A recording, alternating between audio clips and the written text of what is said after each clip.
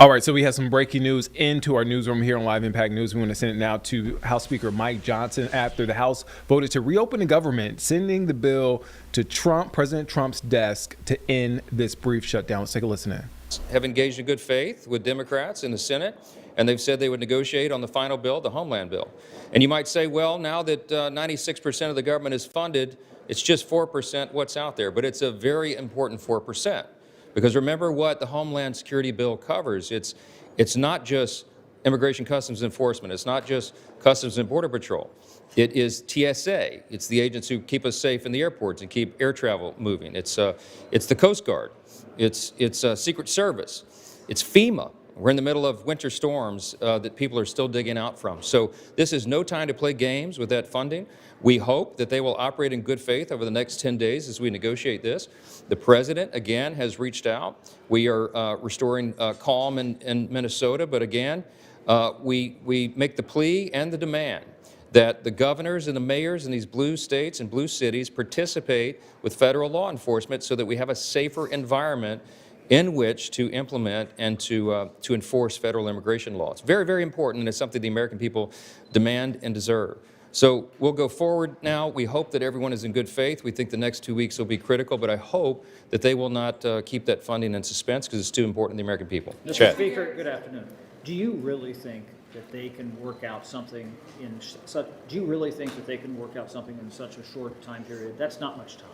I do. I mean, if everyone comes to the table in good faith, I'll tell you what we are not going to do. We are not going to work towards some sort of amnesty program or something. Some Democrats have whispered that that's what they would be about. We are not going to impede the enforcement of federal immigration law. We can't do that. We have to apprehend these dangerous criminals. We have convicted murderers and rapists and child molesters in cities across America, and we have Immigration and Customs Enforcement for a reason. These agents, these officers are doing heroic work trying to keep our communities safe, and it's unconscionable to us that you would have Democrat mayors and governors trying to impede that work, encouraging their citizens to get in the way, and that's what's created these dangerous environments. It's realistic to work that out. How can you do that parliamentarily? How can you do that politically? Well, it's up to the will of the people in the building, and I hope that they'll come forward again in good faith to work this out. Listen, they made a list of requests or demands last week. Leader Schumer made that public.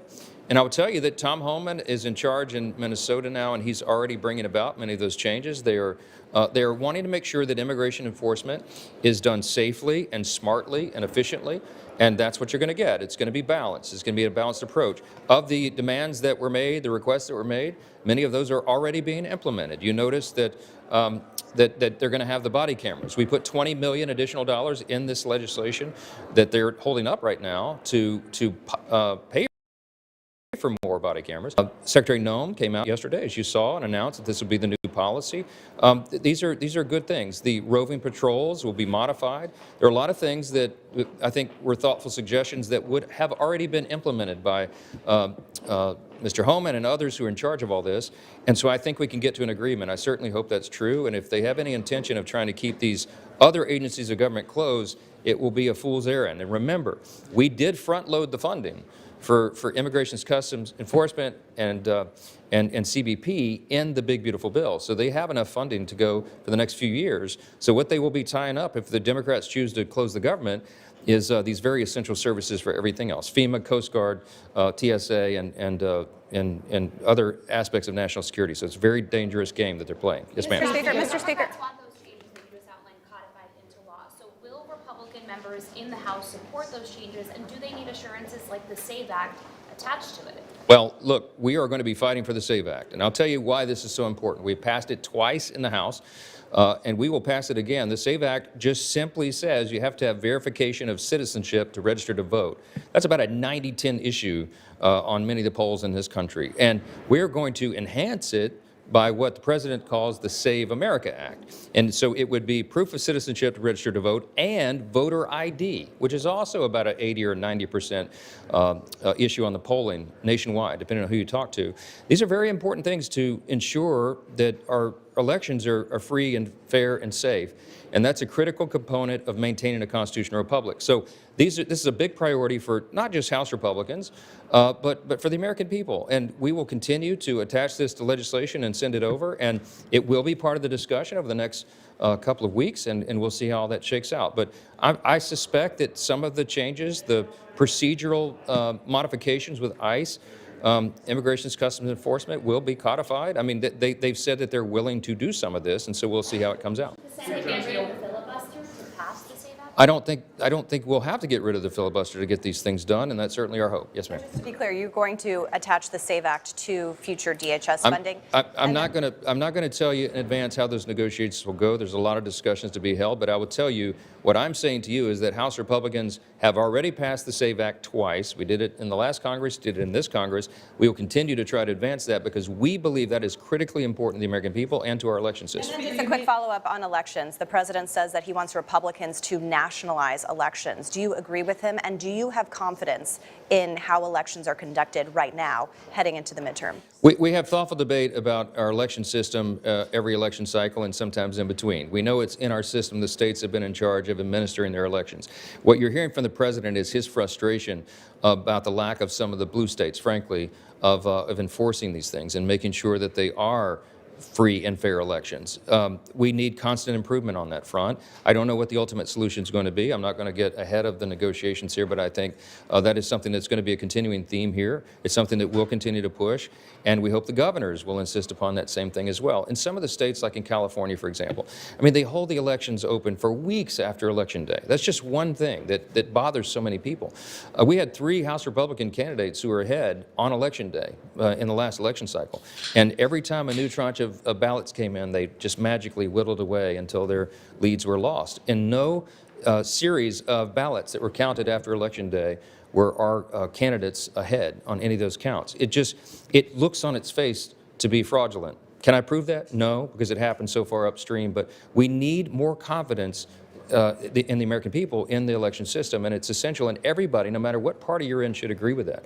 The mass mailing of paper ballots or mail-in ballots and all the other irregularities that have haunted us over the last couple of cycles, we need to tighten that up. Now, the red states have done a lot of good work in that front, but it's the blue states that I'm frankly concerned about. So we'll see how the law is modified and what's changed, but I hope we can get consensus to get that done. Yeah.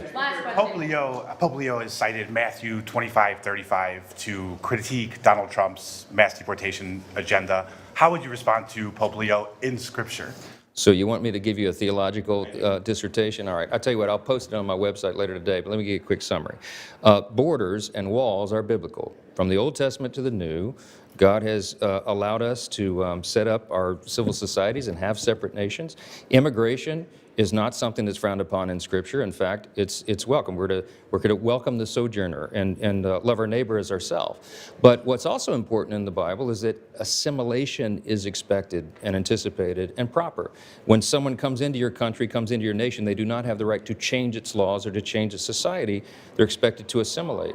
We haven't had a lot of that going on. When people cite passages out of the Old Testament, they say, well, you're supposed to take care of the sojourner and the neighbor, treat them as yourself, welcome them in. Yes, but that is an admonition to individuals, not to the civil authorities. The civil authorities are given authority under Scripture to maintain order.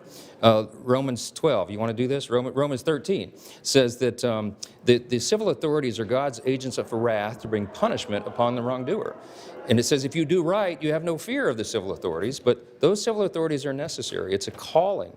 It's a calling to maintain order in society, and we have not had that. When Biden and Harris opened the borders wide for 4 years, we had as many as 20 million illegals come across the country, and we all know many dangerous people, hardened criminals, child molesters, rapists, murderers, all the rest, terrorists who came into the country. We did not take care of our borders. Sovereign borders are biblical and good and right, and they're just, because it's not because we hate the people on the outside, it's because we love the people on the inside.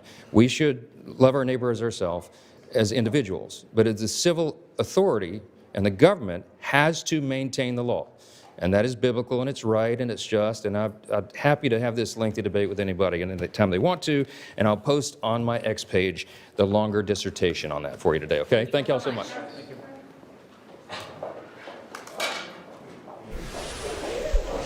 House Speaker Mike Johnson speaking there at the Capitol in Washington after the House voted to end the partial government shutdown. We'll watch for that to head to the president's desk and bring you that signing if we are able to see that on camera. We'll certainly bring it to you right here on Live Impact News on WCNC Plus. We'll be right back.